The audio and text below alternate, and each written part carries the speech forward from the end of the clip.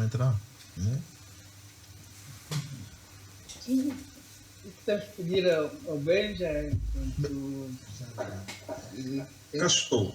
Benja, não. Boas. Eu fazia. ontem a apresentação do livro. Eu fazia. Como o Teixeira já antecipou, portanto, um best-seller, né? Benja. Pelo menos pelo volume de pessoas que foi lá comprar. Benja, enquanto teus amigos. Bem aceito. Enquanto. Agora, vamos pedir ao Benja que ele resuma o que é esse livro, como é que foi escrito. As pessoas falaram fisicamente, falaram espiritualmente, o que é que aconteceu, onde é que isso foi feito. Uma explicação resumida, Benja. Muito obrigado mais uma vez, muito boa tarde a todos que nos acompanham. Olha, Graça, Cândido... Estamos ricos agora. Não, é simples, nós estamos a bater na mesma tecla para que as pessoas compreendam a dimensão do fenómeno. O livro é um livro psicografado, nós dissemos isso ontem na apresentação. Não tivemos nenhum contacto. Eu troco essa palavra psicografado por uma mais tempo. Estamos a falar com o vosso auditório. Auditório, ok. Então, um livro psicografado é um livro. Entretanto, desde aquela altura para cá, o que ele fez foi assumir o compromisso de deixar alguns escritos e de esclarecer algumas coisas que não estavam esclarecidas do ponto de vista dele. E a partir daí nós preparamos, onde foi um trabalho muito pesado, muito duro até para nós enquanto família. Preparamos-nos e então começamos a receber as mensagens e a organizar as mensagens. Ele próprio organizou o discurso, disse como deveria, o que é que ele queria dizer, como poderia dizer isto, e depois deixou desafios para 3, 4, 5 questões, onde, querendo, nós poderíamos colocar questões. Mas esse processo se dava com Benja e a mulher acordados, por um lado. A segunda questão, por que o José Eduardo dos Santos escolheu o Benja e a mulher? Por razões familiares, por razões... Nós fizemos essas perguntas. Não, primeiro, o processo de psicografar não é acordados, lúcidos, completamente lúcidos, sem nenhum êxtase, sem nenhuma transe, completamente acordados, perfeitos, cientes do que estávamos a ouvir. Começou por ser por voz e depois passamos para a escrita. Okay? Foi um processo tranquilo. É pesado, quem domina estas coisas sabe que é um processo pesado. E depois, nós também colocamos a questão, né? Foi porque nós? Porque é que nos escolheu a nós? Porque é que não são outras pessoas? Porque é que não foi ter com outras pessoas? E a resposta dele foi simples, se você preferir. Ele disse, eu falo convosco porque percebo nesta dimensão, primeiro, porque vocês já quiseram um contacto comigo há bastante tempo sobre isto mesmo, e era verdade, as pessoas que trabalharam com ele sabiam, mas principalmente porque sinto que são das poucas pessoas que têm a coragem de levar isto até ao público. Eu poderia me comunicar com imensa gente e que realmente poderiam ter medo de levar isto ao público. Mas eu sinto e vejo que vocês têm a coragem de levar isto ao público. E então, por isso é que vos escolhi a vocês e por isso é que espero que isto seja levado a público como minhas confissões. Não fomos nós que demos o título. Não fomos nós que demos o título. Ele próprio, ao longo do texto, quem for ler pode perceber isto. Ele, ao longo do texto, identifica-se como um estadista. Eu, enquanto estadista, não os estadistas africanos. Ele que se identifica assim, não fomos nós que criamos nenhuma palavra. E no final nós perguntamos qual é que ele queria que fosse o título do livro. Ele disse, chamem-me Confissões de um Estadista, porque eu sinto que eu sou um estadista, e isto é a história do livro. Eu sou um jovem entusiasta que fui para as matas com muitos outros jovens e amigos meus, que acreditávamos que a forma como vivíamos no regime colonial não deveríamos continuar. E fomos justamente a Mata para libertar o povo. Ele diz, muitos dos meus amigos não voltaram. Muitas das pessoas que foram para as matas são ilustres desconhecidos, porque a história não gravou os seus nomes. Imensos amigos, a história não gravou os seus nomes. E nós depois conquistamos a independência. Veja, eu comprei o livro ontem, mas ainda eu não tive ainda a oportunidade sequer de folhear, porque estive ocupado de notas. Mas gostava de antecipar uma pergunta. No livro, o defunto faz alguma autocrítica, nomeadamente sobre as opções que ele fez, o sucessor que ele deixou para os angolanos? Sim, só uma questão.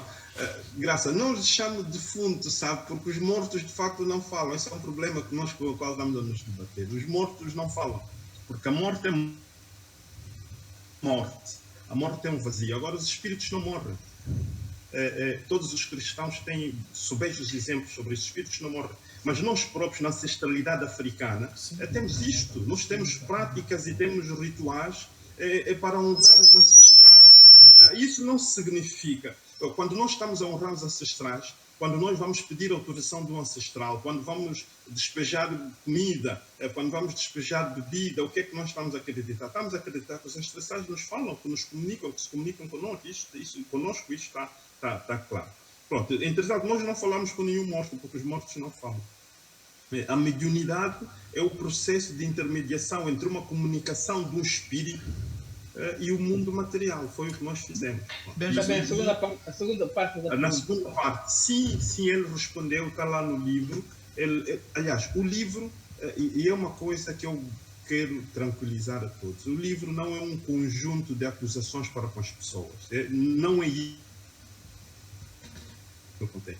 O livro não contém queixas, não. O livro é um auto de confissão. Ele próprio reconhece... Então, um auto de confissão não pode incluir digamos, um arrependimento? Inclui, exatamente isso que eu estou a dizer, inclui. O livro é todo ele explicado. E sobre essa indicação, está satisfeito, hein? Não foi ele. O livro é o que eu quero explicar. O livro é um completo processo de indicação das motivações da luta, da conquista da luta, da assunção do poder e do processo que levou ao seu descalabro, né?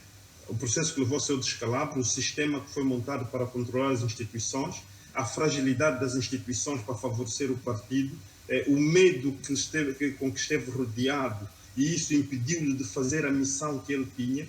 O livro explica tudo isto. Explica, efetivamente, o processo de indicação do sucessor, né? Que ele diz que não foi escolha dele. E as pessoas que lhe propuseram isto, com as razões que lhe propuseram, estão lá no livro. Quem propôs... Estão nomeadas? Estão nomeadas. Quem propôs... Vamos ver connosco. Graça Campos, podemos ouvir o Benja fazer o resumo, por favor, do livro? Pronto. Sim. Então, ele tem esse processo, ele descreve este processo todo de forma tranquila. Aparecem nomes de pessoas, claramente, não para as acusar, mas para dizer, isto eu tomei a decisão porque foi sugestão de fulano. Isto eu executei orientando fulano. Esta foi a sugestão de Y. Quem me colocou? Por que que não organizei eleições no partido? Porque tínhamos interesses em jogo e não poderíamos deixar isto em mãos alheias. Por que que não organizamos as autarquias? Está lá. Diz, as instituições, que instituições é que vocês estão a falar? Quer dizer, no país eu montei um sistema em que as instituições não estavam lá. O presidente do Tribunal Constitucional falava comigo, o presidente do Tribunal Supremo fala comigo, o procurador fala comigo, as instituições, o sistema estava criado para que todos me obedecessem. Não há ninguém que fosse tomar poder que não viesse primeiro jurar lealdade, ok? A mim e ao partido. Por isso, nós controlávamos isso. Era um sistema para controlarmos isso. E o que ele diz é, isto não é o que eu quero. De facto, na dimensão em que me encontro, sinto que falhei. Falhei com Sonangol, ele diz o que é que Sonangol se caracterizava, falhei com o BNA, o que é que o BNA se caracterizava, ele considera que, com as religiões, o que é que as religiões eram, as oposições, ele diz que só teve duas coisas que ele revela também, só teve um amigo e só teve um adversário. O amigo vão encontrar lá no livro, não interessa citar aqui, mas o adversário disse, o único adversário que ele teve foi Jonas Savimbi. Okay? Jonas Savimbi foi o único adversário que eu tive, porque tudo o resto estava ao nosso serviço. Tudo o resto estava ao nosso serviço. Se não recebiam gorjetas, se não recebiam propina, estava tudo o resto ao nosso serviço. As oposições que foram criadas, as cisões que foram criadas nos partidos, os partidos que foram montados, estava tudo ao nosso serviço. Nós tínhamos medo de uma pessoa e essa pessoa era isolada. Se víamos que essa pessoa tinha um carisma, essa pessoa era isolada socialmente, já chegou ao ponto de uma pessoa dessas ter sido morta. São confissões, verdadeiras confissões. E é um apelo, no fundo isto é um apelo para que todos nós consigamos perceber o tipo de Estado que temos, ou de não Estado, a ausência das instituições e o mecanismo que foi criado. Isto que estamos aqui a discutir é um mecanismo de defesa da noção de poder que foi criado. E o que ele vem dizer é, não estou de acordo com isso. Infelizmente não percebi a missão que eu tinha quando estava em vida, quando estava na Terra, não percebi a missão, falhei. Eu peço, não venho aqui pedir perdão, não isto, eu creio que toda a desgraça que provoquei ao povo não merece que me chamem herói, não sou nenhum herói. Quero apenas fazer a minha parte, colocar isto à tona para que vocês possam discutir e para que Angola e África possam tomar novos contornos. Deixa recados para Angola, deixa recados para a África, deixa recados para os filhos, cada um deles, caracteriza-os cada um deles, pede desculpa a cada um deles pela ausência que ele teve, por aquilo que ele lhes colocou. Por exemplo, a Isabel, ele pede e começa logo por pedir desculpa por ter lhe metido numa linha de fogo, por ter aceito que ela fosse nos sítios onde foi, que lhe provocaram os problemas que lhe provocaram hoje. Ele pede desculpas claramente.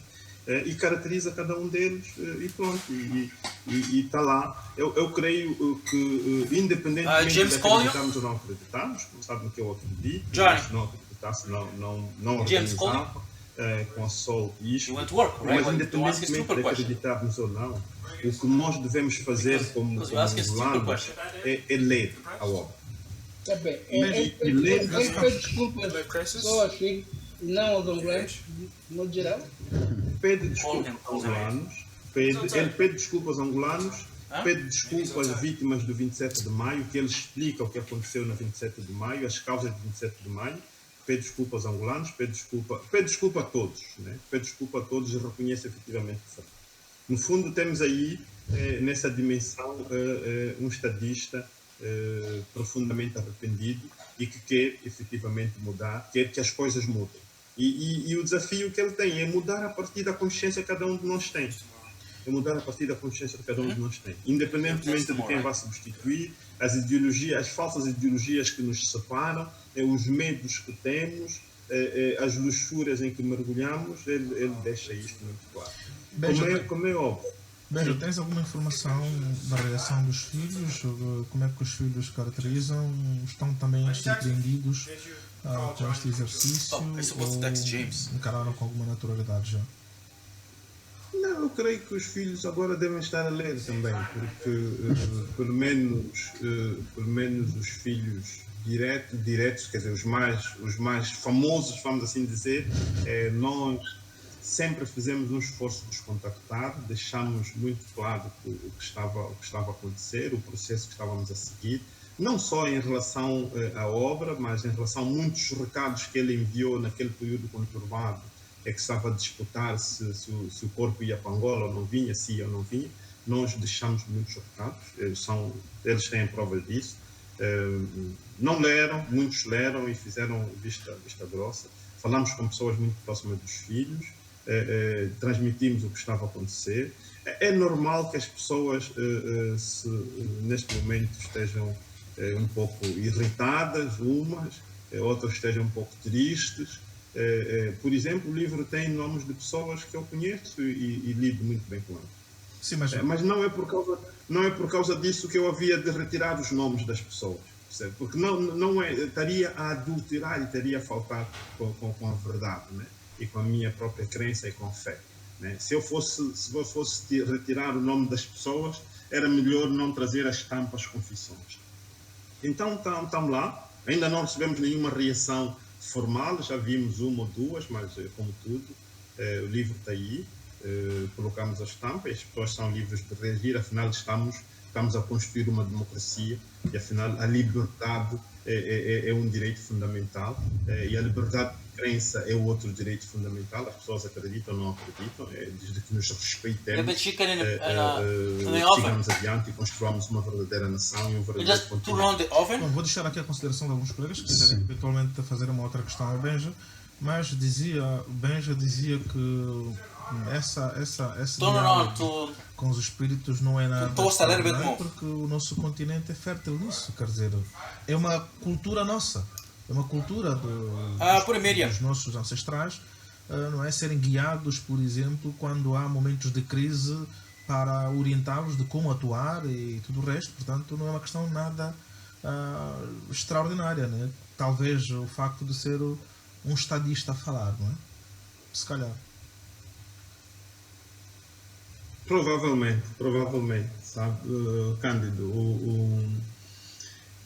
as pessoas, assim, ninguém duvida da grandeza, da magnitude do presidente Eduardo Chá. Por boas ou por más razões, né? Ele esteve em frente de Angola de 79 a 2017. Esteve. E então, as decisões, muitas das decisões e a natureza das instituições que temos passam por ele. É, de facto, um depositário de bastante informação. E então, a nós não faz espécie que, não só pelo clamor do povo, mas também pela sua própria aflição, que ele, de forma inédita, se decida a comunicar. Eu sei que as pessoas em Angola estão completamente em transe por causa disto. Mas são fenómenos que acontecem. Aliás, nós tivemos a fazer muitas pesquisas, como podem ver na Netflix há muita informação sobre isso. Os Estados Unidos, o FBI, utiliza médiums para investigar crimes. Okay? O Brasil, que é aqui nosso vizinho, tem as famosas cartas de Chico Xavier e dos livros de Chico Xavier. Todo mundo conhece o que Chico Xavier fez. Se calhar nós estamos assustados justamente por ser com Angola. Né? Mas a nossa pergunta é: e por que não Angola? Por que não Angola? Nós somos um país cristão, andamos a clamar para que a dor do povo seja ouvida, por que não Angola? É, no fundo, este o ponto fundamental disso. Mais do que acreditar ou não acreditar, o nosso conselho é que leiam. Depois de ler, podemos discutir. Okay? Depois de ler, podemos discutir, e as pessoas podem discutir entre elas sobre os fatos que estão lá, quando perceber que não são ilações, não temos relação com as pessoas, absolutamente nenhumas, então lá factos descritos que era impossível, né? Que era impossível nós sabermos, por qualquer via que não seja que alguém nos dissesse na primeira pessoa o que aconteceu. Não? E é esse desafio que lançamos. Graça, queria só colocar uma questão ao Benja, mas mais um comentário que uma questão, que é o seguinte.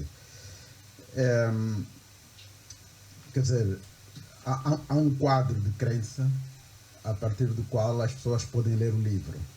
Isto que significa que, por exemplo, as pessoas que não partilham a crença desta comunicação podem na mesma tomar o livro como uma narrativa de um, como que eu vou dizer,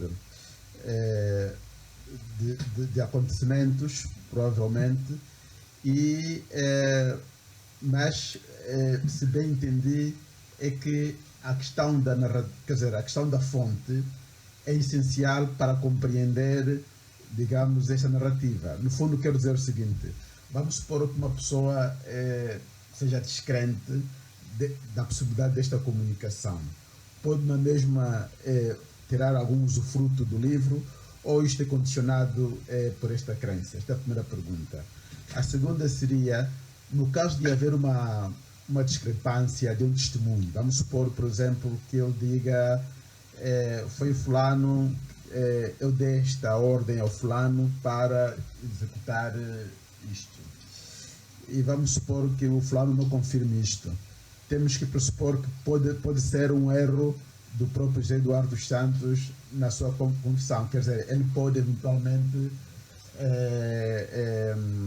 cometer este erro, pode ser de memória, ou pode ser também de compreensão, digamos, da própria psicografia, porque a comunicação e sempre há interferências, nem tudo é captado na sua... Quer dizer, no fundo, estou a tentar ver a parte material do assunto, não é? Que como livro, como um objeto a qual se tem acesso, pode haver essa discrepância, não é? Por isso é que para mim é importante a primeira pergunta, porque se a pessoa não acreditar naquele quadro de referência, pode ter dificuldades de depois justificar a discrepância. Portanto, o que eu estou a tentar é perceber um pouco as duas coisas. Ok, Paulo, obrigado pelas questões. Não, primeiro, em relação à primeira questão mesmo que as pessoas não acreditem na fonte, terão em mãos um conjunto de respostas materiais, históricas e reais, com as quais não permanecerão indiferentes. Um exemplo. O que é que aconteceu para que, a seguir a 1975, nós tivéssemos guerra? E ele diz: acidentalmente tive contacto com um acordo que o presidente Agostinho Neto já tinha celebrado com algumas autoridades portuguesas. Acordo esse pressupunha eles ajudarem-no a chegar ao poder e ele manter intacto as infraestruturas e as empresas da administração portuguesa. Deste acordo era já contra Mário Pinto de Andrade. Provocou discórdia entre eles, muito grande. Mas deste acordo era também contrário Jonas Savimbi e Olden Roberto. Ora, quer dizer, depois, quando foram os acordos de Alvor, já esses acordos tinham sido celebrados. Os acordos de Alvor foram só para ganhar tempo. Porque, na verdade, o plano já era de o MPLA assumir o poder. Aqui tem uma narrativa que, quer queiramos, quer não, vem justificar o início da guerra, em 75. E então nós podemos encontrar outras histórias, outras narrativas. Podemos confrontar esta com aquela que já existia, independentemente de acreditarmos na fonte. Agora, é verdade que o processo em si sofre muita interferência. Quer dele, no estado em que se encontrava, quer do médium quando está a receber. E o que é que pode acontecer neste caso em concreto? Pode acontecer, por exemplo, que diga, confunda uma associação de nomes, né? Confunda, por exemplo, Ambrósio Lecoq com Ambrósio de Lemos, ok? E aí é preciso, e aconteceu muito isto, por exemplo, era preciso fazer ajustes, mas também é provável que atribua a uma determinada pessoa presença num determinado sítio que na verdade a pessoa não esteve realmente. Isto não anula que a coisa tenha sido feita, pode apenas criar equívoco entre a pessoa que fez e quem esteve. E qual é a força disto? Tem muito que ver com as pessoas que lhe estavam diretamente afetas. Quer enquanto ele estava na gestão, quer, por exemplo, na fase final da vida. Portanto, não é de todo que não aconteça, por exemplo, na fase final, dentre muitas instituições que não lhe deram vida, a Procuradoria-Geral da República tenha sido uma delas. Então, é normal que venha, por exemplo, o nome de alguém afeto à Procuradoria-Geral da República num contexto em que não se coloque, mesmo que não seja para fazer uma acusação, mas que coloque num contexto em que não se coloque. Então, no fundo, são riscos mínimos que se correm em relação à dimensão a dimensão da informação. Ele queria muito que ele assinasse as folhas, páginas todas do livro. Mas é um processo muito adiantado de psicografia que ele próprio não dominava ainda, né? Porque esse é um processo de treinamento e na fase em que isso acontecia não dominava e não foi possível. Pronto, então temos aqui que isto é possível, mas que a mensagem está lá. Eu creio, por exemplo, em relação à antiga primeira-dama da República, se alguém for ler isto, se ela própria for ler isto, se os filhos forem ler isto, vão perceber a mensagem forte que ele deixa, né? Quando, na nossa lógica era, por tudo aquilo que aconteceu, o que ele iria fazer era detonar a senhora. Bom, na verdade aconteceu completamente o contrário. Pronto, é só para dar uma ideia do que é que aconteceu, né? Bom, iríamos... Bom, o Ventura tinha pedido aí ele queria direcionar aí um segundo, um minuto. Mas queria apenas felicitar o Benja. Eu penso que sou daqueles que já desde que começou a publicitar a obra, entendo que para uma abordagem séria do estilo, né, que se usa para escrever, nós temos que estar num contexto. Paulo falou do sistema de crença para compreender, porque nós estamos a lidar com um gênero literário que não é habitual, e traz um tema que na atualidade tem algum grau de fratura, e daí somos tentados a fazer uma leitura da obra mais na parte mais fácil e que nos é muito mais acessível, né? Que é das disputas políticas e do histórico, da dimensão da pessoa que foi. Mas, por ser cristão e também ter estudado um pouco as religiões, obras com essa natureza estão num sistema de crença e de espiritualidade. Para serem melhor compreendidas, as pessoas também têm que estar nesse quadro de crença e de referência. Independentemente se vão aceitar ou não, se concordam ou não, mas para compreender a obra, o seu volume, tem que estar nesse sistema de referência. O Ben já trouxe um aspecto que não é estranho à realidade africana. E se nós formos na obra do padre autor na cultura tradicional banto, ele já aborda um pouco essa dimensão da cultura tradicional banto, do contacto que os vivos têm com os mortos. Essa comunicação. O Carlos Buritim tem uma música muito interessante, Carlos Buritim, de feliz memória, Zumbidia papai. Para quem seguir um pouco a letra disso, ele está a falar do espírito, o pai que morreu, o espírito do pai que morreu que vem, que suaviza. E nós, se notarmos muito na prática, digamos, da nossa memória cultural, ainda há aquela tendência de que é preciso comunicar às vezes com aquele que morreu para suavizar eventuais divergências. Aqui é importante estarmos bem com aquele que morre. Tudo isso se dá, se quisermos assim, num sistema de crença, não é? E ele traz um exemplo que é o mais comum entre nós. Às vezes as pessoas, quando vão ao cemitério, tendem a levar as coisas que as pessoas mais gostavam, e ficam ali a estabelecer um diálogo, deixaste-me aqui, olha os filhos, eu agora estou a passar por isso. Então, quem não está neste mundo, nessa atmosfera, acha que mais está a falar sozinho. Não, mas a pessoa está aí num contato. Então, estamos numa dimensão, numa obra que reflete essa dimensão espiritual e que eu entendo, e na sequência do apelo que ele faz, eu também estou curioso, de facto devemos procurar ler, mas para melhor compreender daquilo que eu percebo desse tipo de ligações espirituais, é preciso estar nesta atmosfera. Há aquela parte da Bíblia que Moisés, quando chega ao monte Sinai, né, e pedem a ele para descalçar, porque ele estava tocando uma terra sagrada.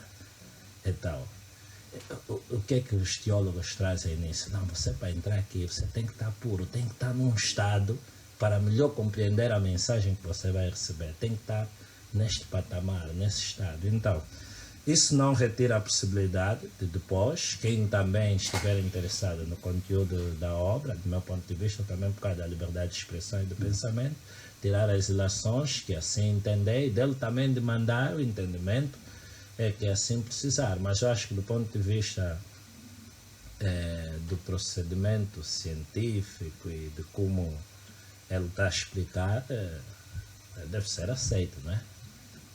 no contexto há uma da diferença, narrativa. há uma Exatamente. diferença entre... E parabéns ao Benja, no caso. Porque nesse caso havia uma diferença entre o produto, não é? A parte material da obra, Exatamente. que é algo escrito, não é qualquer obra, não é um livro escrito, comunicação,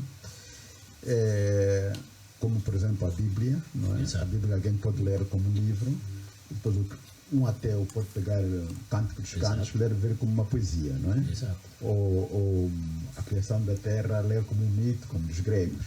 Ao passo que um crente vê aquilo como um livro revelado, não é? Portanto, há quadros diferentes, digamos Exatamente.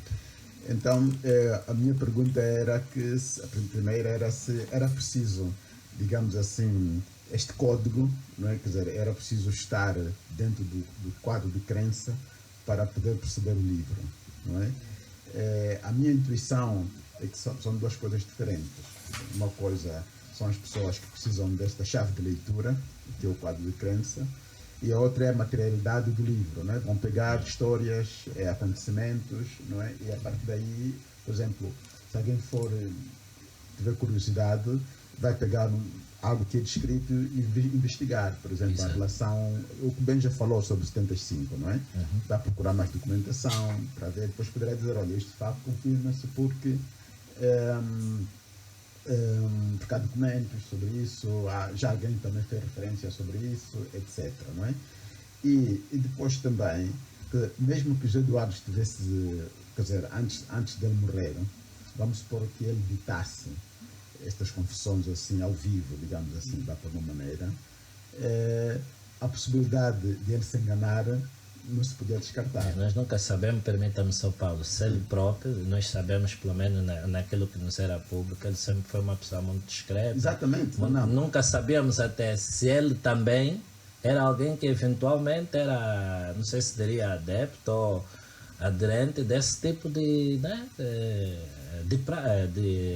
de comunicação. Nunca sabemos. Sim, mas isto é um outro debate. Sim. A minha questão era mais a minha questão, eu já termino, a minha questão era só distinguir, não é? Okay.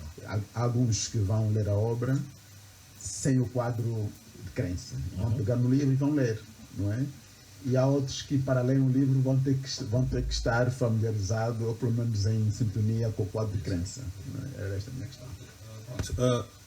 Pronto, veja, desde logo felicito a si e a Sol pela coragem, e a questão fundamental e essencial, assim lacônica, é quando o livro cai em Angola, quando é que teremos o livro aqui aqui em Angola, para podermos de alguma forma termos acesso a ele, e depois da leitura tiramos as nossas próprias relações e conclusões.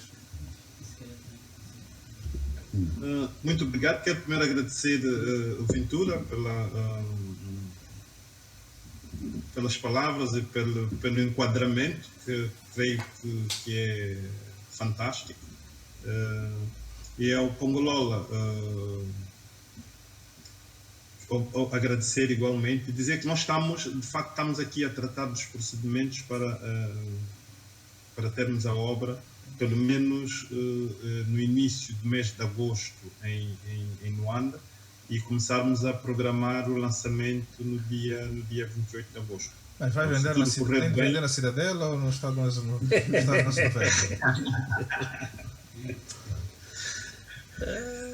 Não sei, se calhar vamos vender porque pela enchente em Portugal, imagina, se há tanto interesse em Portugal, imagino a curiosidade e o interesse, não é, aqui em Angola. Não, a ideia é começarmos a vender mais cedo para evitarmos que hajam enchentes. Se as pessoas quiserem, podem ir só para trocar impressões e isto. Bom, Benja, então, a ideia é começarmos a vender no dia 1 de agosto e quando chegarmos no dia 28 já boa parte das pessoas que estão interessadas terem o livro em mãos. Benja, vamos agradecer essa disponibilidade que manifestou para partilhar connosco, na realidade, o processo de concessão deste livro. Como o Ventura disse e o Paulo disse, essa matéria tem enquadramento, não é nada extraordinário, não é nada do outro mundo que nós enquanto africanos, nós enquanto bantus, na realidade não tenhamos conhecimento. A novidade eventualmente seja ter havido a reprodução, não é, desse diálogo para o escrito.